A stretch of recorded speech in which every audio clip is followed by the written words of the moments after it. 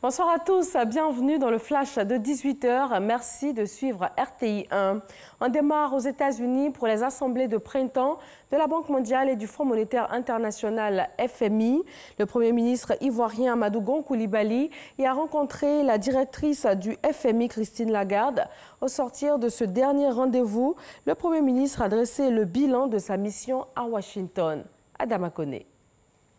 Poignée de main très appuyée entre le tout nouveau président du groupe de la Banque mondiale, David Malpass, et le Premier ministre ivoirien Amadou Gon Coulibaly, au siège de l'institution à Washington. La Côte d'Ivoire fait partie ainsi des premiers pays à prendre contact avec la Banque mondiale sous la présidence Malpass. Seulement 4 jours après sa prise de fonction. Tout un honneur, toute une opportunité.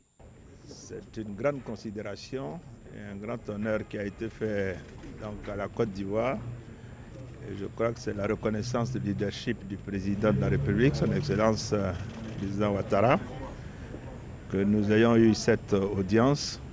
Nous avons eu une séance de travail qui a été très fructueuse et elle-même était consécutive à une séance de travail que nous avons eue hier avec le vice-président de la région Afrique. Nous avons fait le point de la coopération entre la Côte d'Ivoire et la Banque mondiale pour noter que de 2012 à aujourd'hui, nous avons triplé les engagements de la Banque sur la Côte d'Ivoire. Et nous avons noté avec le président Malpass un engagement très fort de la Banque à accompagner notre pays pour relever donc, tous les défis donc, qui se présentent à nous, que ce soit en matière d'amélioration de nos infrastructures, que ce soit en matière d'amélioration du capital humain, que ce soit en matière d'accompagnement de la Côte d'Ivoire avec les outils, notamment du secteur privé, pour transformer nos produits agricoles. Je dirais que sur toutes ces questions, nous avons une oreille attentive du président de la Banque mondiale, du tout nouveau président de la Banque mondiale. Tout porte à croire que les échanges initiés à Washington se poursuivront au bord de la lagune ébriée. Et pour cause. Le président de la Banque mondiale nous a indiqué, puisque je lui ai passé le message du président de la République qui l'invitait à Abidjan, que c'est avec grand plaisir qu'il viendra donc en Côte d'Ivoire, où il était déjà allé en 1988. Je dois vous dire que cette rencontre était une rencontre de grande qualité et je suis très heureux que nous ayons pu discuter de toutes ces questions qui touchent à la coopération entre la Côte d'Ivoire et le groupe de la Banque mondiale. Une visite qui se fera dans un climat de détente pour la Côte d'Ivoire.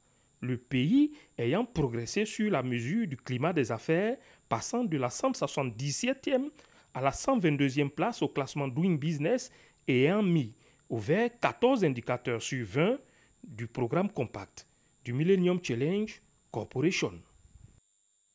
Sur le sol ivoirien, la première édition du dialogue national sur le financement de la santé s'est ouverte ce matin. Du 15 au 18 avril, l'État, la société civile, le secteur privé et les partenaires techniques et financiers vont mener des réflexions. Il s'agit pour eux d'élaborer un dossier d'investissement et des stratégies tenant compte des priorités et des objectifs du système de santé en Côte d'Ivoire. 1658 milliards de francs CFA, c'est le financement nécessaire sur 4 années pour la période 2020-2024. Dans la filière bois, plus de 100 mètres cubes de bois de veine ont été saisis par les agents du ministère des Eaux et Forêts. Ce bois est interdit à la vente en Côte d'Ivoire. C'est une saisie qui a été faite en zone portuaire dans la commune de Port-Boué. Elle représente une perte de plus de 100 millions de francs CFA pour l'économie nationale. Les chrétiens catholiques de Côte d'Ivoire sont de plein pied dans la semaine sainte, une continuité du temps de carême. Comment cette période est-elle vécue par le croyant? Quelles sont les dispositions à prendre pour aller à Pâques? Des réponses dans le journal de 20h.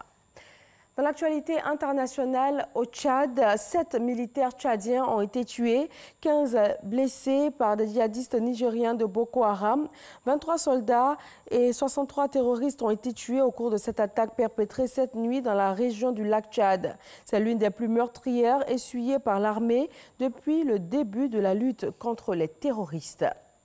Comment faire avancer le processus de paix en cours en République centrafricaine? Le commissaire à la paix et à la sécurité de l'Union africaine, le secrétaire général adjoint des Nations unies pour les opérations de paix sont arrivés hier dimanche à Bangui. Dans le viseur, la matérialisation de l'accord politique pour la paix et pour la réconciliation en République centrafricaine. L'ONU et l'Union africaine ont appelé au début de cette visite conjointe à une mobilisation de tous pour avancer rapidement dans la mise en œuvre de l'accord de paix signé début février dernier. Merci à tous de vous informer sur RTI 1. Retrouvez l'information dans nos rejoints tout de suite et le journal à 20h.